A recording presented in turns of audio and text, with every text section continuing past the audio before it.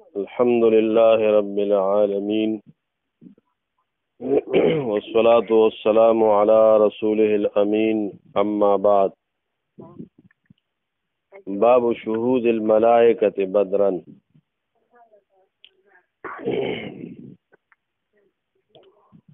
باب دی په بیان د حاضرېدلو د ملائکو غزوه بدر ته غزوه د بدر ته ملائک راغلي دي. امام بخاری رحمت الله علیه د بدر د غزوه متعلق بابونه او روایت وروړي. د ملائکو نور جنگونو کې هم ملائک راغلي دي، لیکن غزوه د بدر کې ملائک په جنگ کې شریک شوي دي. او دارنګه بعض روایتو کې راځي لکه امام بهقي راوړي دي چې د بدر په غزوه کې صحابه کرام وایي چې مونږ به هغه کسان پیژندل چې ملائکو به وجلي وو. ملائکو چې کوم وجلي وو نو د هغې شناخت په مونږ په داسې کو چې د هغې په بدنونو د پاسه د سوټونو د پاسه او هر بند باندې د اور داغونه به لګولی شوي، داسې داغلی شوي وو. نو چې عام خلکو به وجلي وو نو د هغې به هم پته لګېده، او چې ملایکو وجلي وو د هغې به هم پته لګېده. الله پاک فرمایي ولقد نصرکم الله ببدر وانتم اذلة. الله پاک په بدر کې د صحابه او د رسول الله صلی الله علیه وسلم مدد وکړو. حال دا دی چې دی کمزوري ملائکه راولېږه. اوس د ملائکو رالېږلو کې حکمت څه وي؟ ځکه یو ملک هم کافي دی. لکه عادیان سمودیان قوم د لوط علیه السلام هغې دی صاحب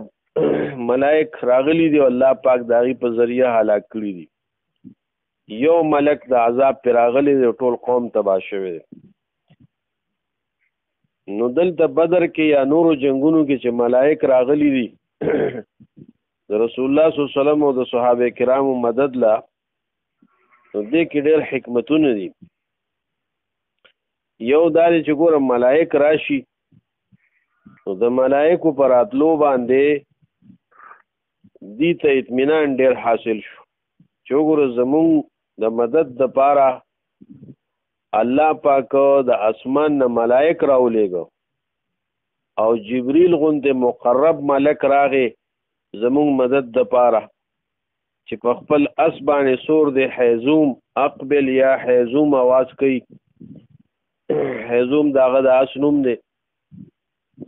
نو دا ډېره د تسلی خبره وه. دې کې د دې زړونو ته ډېر اطمینان او سکون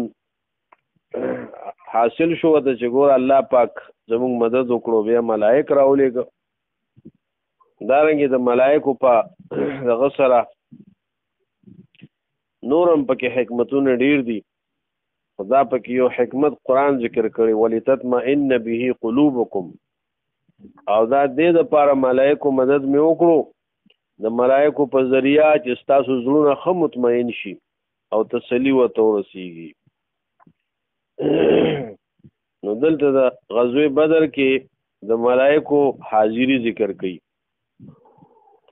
وبه قال حدثني اسحاق بن ابراهيم اخبرنا جرير عن يحيى بن سعيد عن معاذ بن رفاعة بن رافع الزرقي عن أبيه. د معاذ ابن رفاعه روایت تی. معاذ ابن رفاعه ابن رافع عن ابيه. معاذ روایت کی د خپل پلار نام. د معاذ پلار چې د رفاعه دی وکانا ابوه من اهل بدر، او پلار د معاذ رفاعه ابن رافع من اهل بدر د بدریانو صحابونا د بدر په غزوه کې شریکو. قال دی وی جاء جبريل الى النبي صلى الله عليه وسلم، چراغ جبریل نبی صلی الله علیه وسلم تا فقال وی فرمایل ما تعدون اهل بدر فیکم اهل بدر فیکم سشمار تاسو یعنی څنګه شمار تاسو بدریان صحابه په تاسو کې داغي کم مقام دی قال من افضل المسلمین نو نبی صلی الله علیه وسلم وتوی چې مسلمانانو کې د ټولو نه غوره مسلمانان دي او کلمه نحوها یا رسول الله صلی الله علیه وسلم دا غرنګ یو کلمه ویلا قال نو جبريل وتوی وكذلك من شهد بدرا من الملائکه او دا غرنګ مرتبه دا ملائکه چې بدر کې حاضر شوي دي اسمان کې داغي مقام ډیر اوچت دی چې کوم ملائک د بدر په غزوه کې شریکو باب سره مناسبت دا دی وکذالک من شهد بدرا من الملائکه ځکه دې باب باندې دا وروړي وبه قال حدثنا سليمان بن حرب قال حدثنا حماد عن يحيى عن معاذ بن رفاعة بن رافع وكان رفاعة من أهل بدر رفاعة ابن رافع دا بدریانو صحابونو بدریو وكان رافع من أهل العقبة او رافع چې د رفاعة پلارو دی د أهل عقبونو یعنی کان عقبیا دی عقبیو دا انصارو سره چې کم عقباتو کې عقبه کې بیعت شو نو دې پاره کې شریکو او د زوی رفاعه په بدر کې شریکو نو فکان یقول لابنه نو دا رافع چې خپل زوی رفاعت به وي ما یسرنی انی شهدت بدرا بالعقبه ما یسرنی کې دوا احتمال دي یا خدای چې د ما استبهامیه ده نو په دې کې معنا د تمنی د حاضرې دو د بدر ده یعنی دې تمنی آرزو کوي چې کاش د بدر ته حاضر شوی وي ځکه د بدر کې نو د عقبه کې شریکو او دا احتمال هم لري چې د ما نافیه شي نو معنا دا ده ما یسرنی ما نه خوشالیم انی شهد بدرا چې زه د بدر ته حاضر شویم بالعقبه په بدل د بیعت د عقبه کې چې رسول الله صلی الله علیه وسلم د انصار سره او صحابه سره بیعت کړو په مکه کې بالعقبه داغه په بدل کې زه د بدر غزوه ته نیم خوشاله دین ظاهر دا معنا معلومه شو چې د پنیز باندې د رافع پنیز باندې د عقبه فضیلت د بدر نه زیاتو حالانکه دی باندې اعتراض راځي چې ګوره د بدر غزوه چې دا خو د ټولو نه غوره غزوه ده د بدریانو اوچت مقام دی افضل غزا ده احادیثونو معلومیږي چې دې کې شرکت کوونکي د عقبه والو نه بهتر دي نو څنګه دی وای چې مانه خوشحالي چې بدر ته حاضر شوی په بدل د عقبه کې جواب داري د دې صحیح جواب حافظ ابن حجر اسقلانی فتح الباری کې کوي چې دا د دې صحابي خپل اجتهاد دی او دا وخت کې دا خبره کړې ده چې د بدریانو او د بدر هغه فضیلت نو اورېدلې عقبه ځکه دا هم د ډېر فتح سبب وګرځېدو دا د امداد د اسلام او د هجرت د نبی صلی الله علیه وسلم او د وروستو غزواتو د قوت او د لپاره سبب وګرځېدو نو چې هر کله مدینه ته رسول الله صلی الله علیه وسلم هجرت وکړو دغه سبب دغه بیعت د عقبه وکنه د هجرت نه وروسته مسلمانان قوي شو دا هم ډېر اوچت مقام لري عقبه چونکه د بدر مقام خو دې نه اوچت دی غزوه د بدر او د بدریانو صحابه کرامو شان موچت ته خدا د دې صحابي خپل اجتهاد وو چې د خپل اجتهاد مطابق دا خبره کوي. قال سأل جبريل والنبي صلى الله عليه وسلم بهذا. نبی صلی الله علیه وسلم د جبريل په دې سره تپوس کړو کم چې کم مخکې د جرير پر روایت کې تیر شو. ما تعودون اهل بدر فيكم قال من افضل المسلمين. وبه قال حدثنا اسحاق بن منصور اخبرنا يزيد اخبرنا يحيى سمع معاذ بن رفاعه ان ملكا يحيى بن سعيد چې دی د معاذ ابن رفاعه اوریدل کړی دي د معاذ ابن رفاعه اوریدل دي چې ان ملکا چې یو ملک سأل النبي صلی الله علیه وسلم د پیغمبر علیه السلام نه تاسو نحوه دا غرنګي که مخکې تیر شو. او د یحیی نه روایت دی چې یزید ابن حاد اخبره خبر ورکړی دی د یزید یحیی ته انه کان معه چې یقینا دی دا یحیی کان معه د سره یوم په ورځ باندې حدثه چې بیان کولو دتا معاذ هاذا الحديث د دې حدیث. ګور دلته کې دغه دا دی چې سمع معاذ ابن رفاعه. دلته سوال دا دی چې ګور معاذ تابعی دی صحابي نه دی نو د څنګه وی چې یو ملک د نبی صلی الله علیه وسلم نه تاسو کړو دغه مینس کې د واسطه شته ځکه ډایرک خو دې د رسول الله صلی الله علیه وسلم په زمانه کې نو کنه مینس کې واسطه نشته نو دا خو تابعی دی معاذ ابن رفاعه. نو جواب دار چې ظاهر دا د دې ارسال دا روایت مرسل دی لیکن د دې پیدا دا د دې روایت چې یحیی ابن سعید د معاذ نه سما کړی دا نو دا حدیث په اولنو دو سندونو سره متصل دی او په دې رستنی سند سره دا مرسل دی. او صرف پیدا پکې امام بخاری دې فائدې د پاره ذکر کړه چې تصریح کی د سما د یحیی د معاذ نه چې یحیی ابن سعید د معاذ نه اوریدل کړی دي او بیا په دې باندې د یزید ابن حاد خبر هم ذکر کړه خو یقین ته لاړه خبره. وبه قال حدثني ابراهيم بن موسى اخبرنا عبد الوهاب حدثنا خالد عن إكرمة عن ابن عباس رضي الله عنهما ان النبي صلى الله عليه وسلم قال يوم بدر. نبی صلی الله علیه وسلم د بدر پورز باندې وی هاذا جبريل دا دی جبريل راغلی دی تاسو مدد د پاره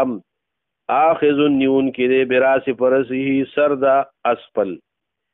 عليه عادات الحرب و جبريل باندې هغه آلات د جنگ دی زغر وغیره چولې ده. بابو دا باب د ترجمه نه خالی دی چونکه دا هم د بدر ته د حاضر شو کسانو سره تعلق لري او داغي فضیلت ذکر کوي. بس بعض روایت امام بخاری و صرف دې د پاروړي چې وکانه بدری دا پلان کې صحابي بدریو. دا انس بن مالک رضی الله عنه روایت دی ما ته ابو زید وفات شو ولم يترك عاقبا اولاد نو پر خو دی وکانه بدریان او دی بدری صحابیو. عاقب ستوي ځان بسروستو نسب یعنی اولاد. وبه قال حدثنا عبد الله بن يوسف قال حدثنا الليث قال حدثني يحيى بن سعيد القاسم بن محمد عن ابن خباب ان ابا سعيد بن مالك الخدري رضي الله تعالى عنه ابو سعيد بن مالك الخدري چې حضرت ابو سعید خدری وی قدم من سفرین د یو سفر نه راغی فقدم الیه اهله نو ور مخکې کدتا اهل د کور والو د لحمن سغوخا من لحوم الاضاحی یا من لحوم الازهام دا غوښو د قربانونه چونکې دا د 3 ورځو نه وروستو غوښه وه او دې نه مخکې رسول الله صلی الله علیه وسلم دا فرمایلی وو چې تاسو د قربانۍ غوښې د 3 ورځو نه زیاتې مه ساتئ. ابتدایي حکم دا و ځکه څه کسان عرب او مسکینان راغلي وو نو د هغې د غربت د وجې نه رسول الله صلی الله علیه وسلم دا امر کړی چې د قربانۍ غوښې د 3 ورځو نه زیاتې مه ساتئ. بیا وروستو دا خبره منسوخ شوه. نبی صلی الله علیه وسلم فرمایل کلو او وتصدقوا او وادخروا او کما قال رسول الله صلی الله علیه وسلم.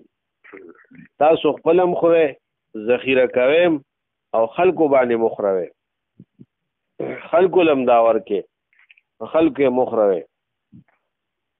نو دې سره دغه مخکینی حکم منسوخ شو. خو چونکې دې صحابي ته دا پته نه وه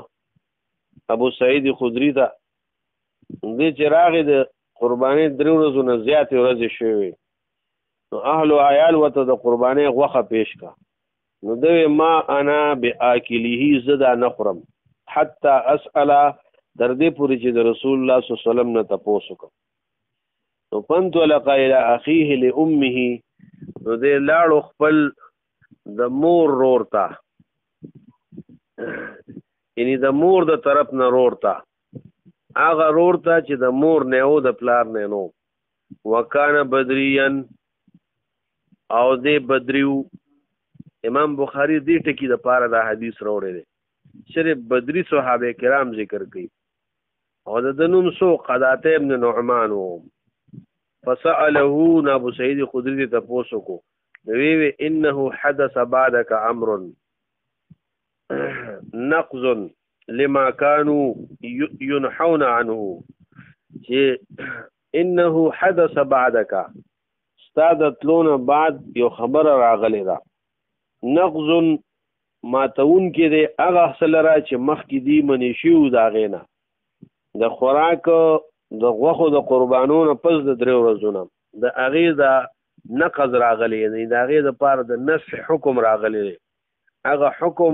مات شوی دی منسوخ شوی دی چې مخکې د دې نه د قربانۍ غوښې د 3 ورځو نه زیاتې منع وي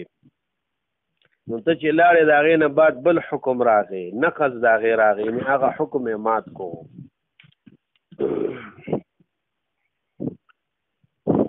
نقض په معنی د ناقص سره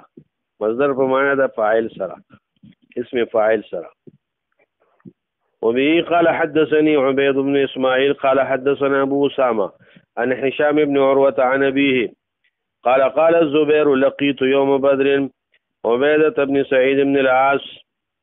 وزو د بدر پورز باندې عبيده بن سعيد بن العاص سره یوځای شوم. زبير رضی الله عنه وی وهو مدجج او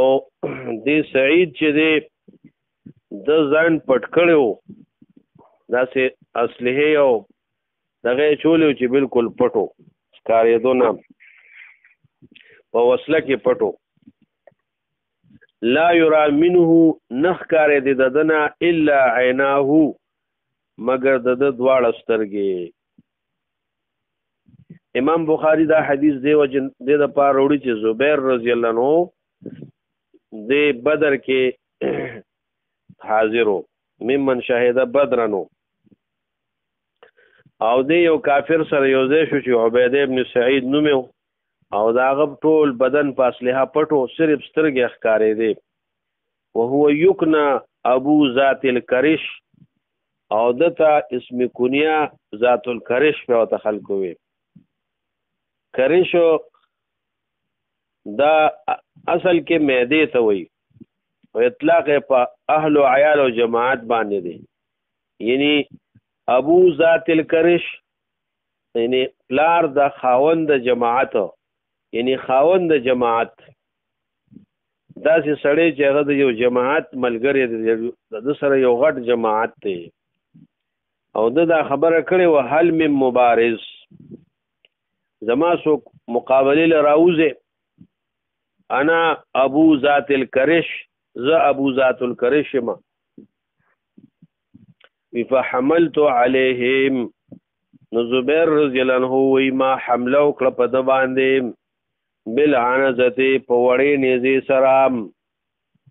داسې برچا وه په هغې مې په حمله وکړه او په دې سترګو مې ولا حمله وکړه ځکه نور بدن یې پټو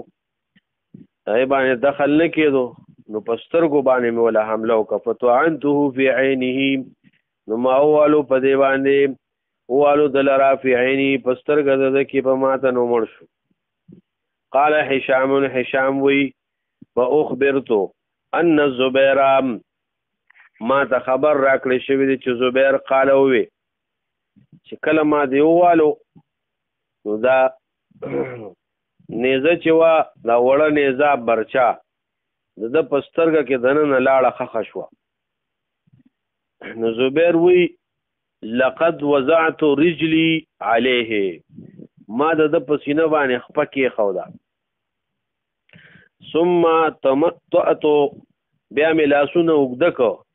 فکان الجهد ان نزعتها نو ډیر کوشش چې ما دا نیزه راوښکه یعنی په ډیر زور او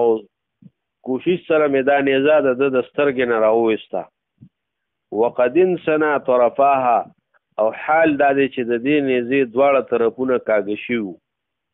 چې دا مې راوښکه ډېر زور سره نو د ډېر زور د وجې نه د دې اطراف کاږه شوي قال عروة عروه فسأله ایاها اوغوښته دا زبیر نه دې نیزې لره رسول الله صلی الله علیه وسلم فاعطاه زبیر ول دا نیزه ورکړه رسول الله ته فلما قبض رسول الله صلی الله علیه وسلم کله چې رسول الله وفات شو اخذها نو زبیر رضی الله عنه هغه واغېسته ثم طلبها ابو بکر بیا طلب کدا نیزه ابو بکر رضی الله عنه نو دول ورکا نو چې کله ابو بکر وفات شو نو سالها ایاه او وخته دې نیزه لرا د چانه د زبیر نه عمر رضی الله عنه فاتواه ایاها فلما قبض عمر کله چې عمر صاحب وفات شو اخذها زبیر بیا خپل نیزه واغېسته ثم طلبها بیا طلب کدی لرا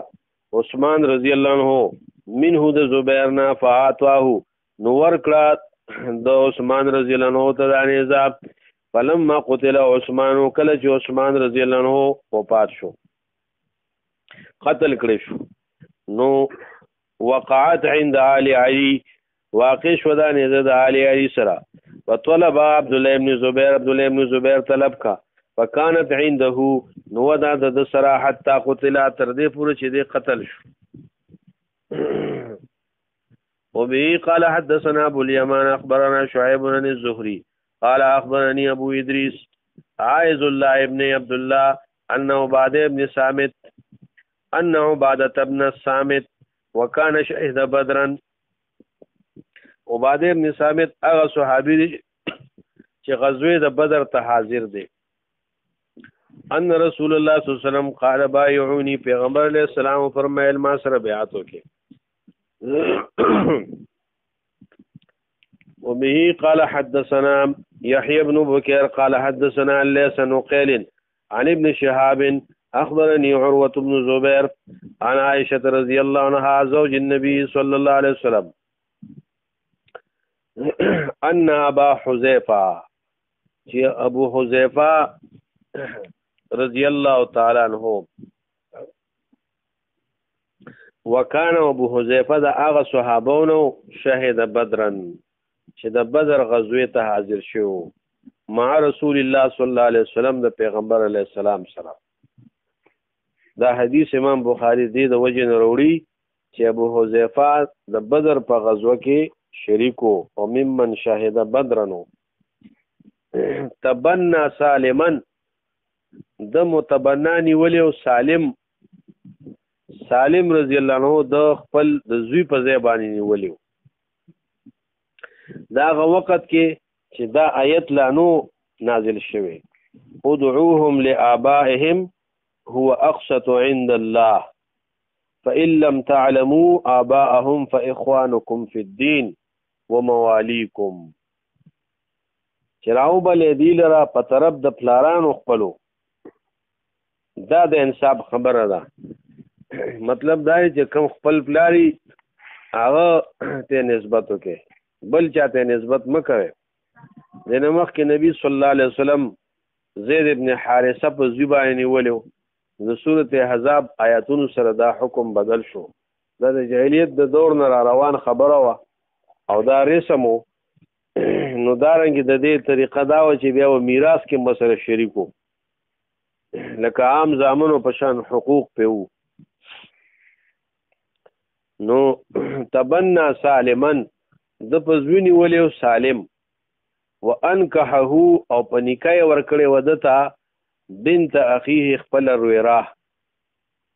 هند بنت الولید ابن عتبه. هند بنت الولید ابن عتبه ولا په نکاح ورکړې وه چې دا د ابو حذیفه رویرا وه.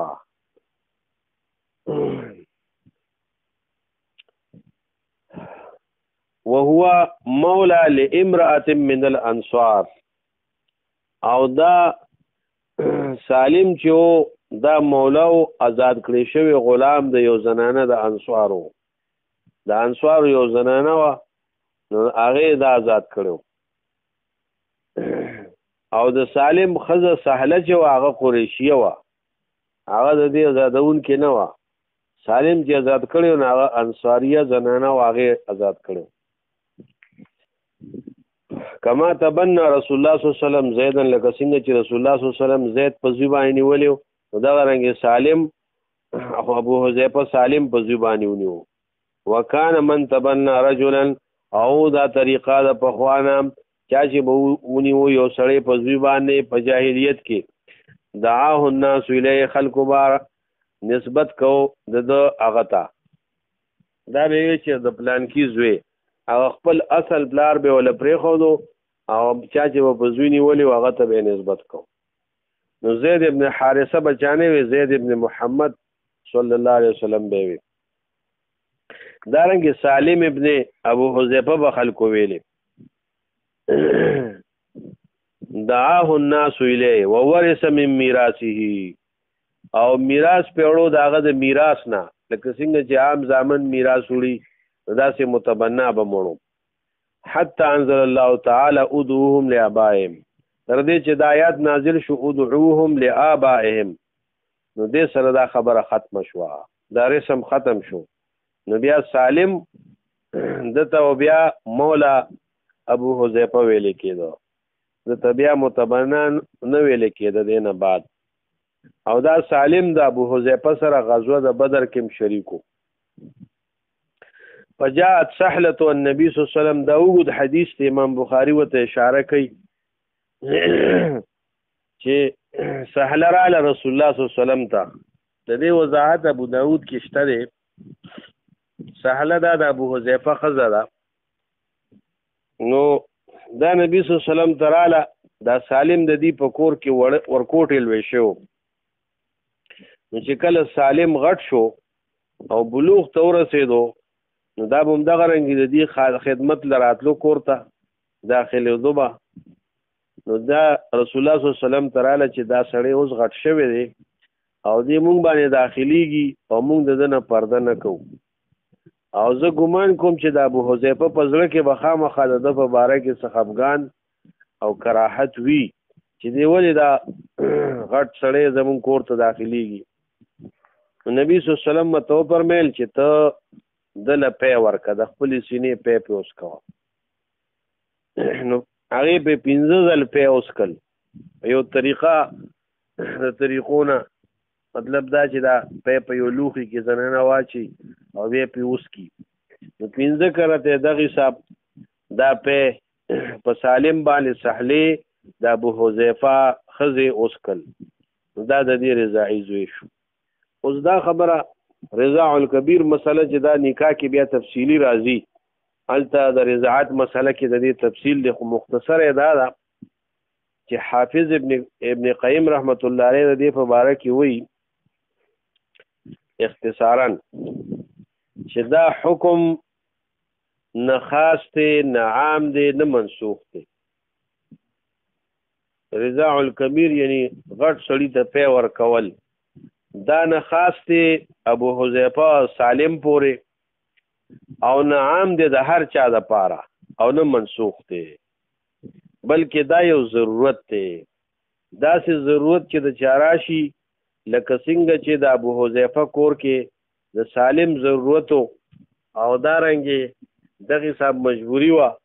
نو داسې مجبورۍ په حالت کې اوس هم سړی داسې کولی شي، یعنی داسې عذر کې نو خاص هم نه دی او عام هم نه دی چې هر سړی به داسې کوي غټو له وپې ورکوي، نه، او منسوخ هم نه دی. وبه قال حدثنا علي قال حدثنا بشر بن المفضل قال حدثنا خالد بن زكوان عن ربيع بنت معوذ قالت دخل على النبي علي النبي صلى الله عليه وسلم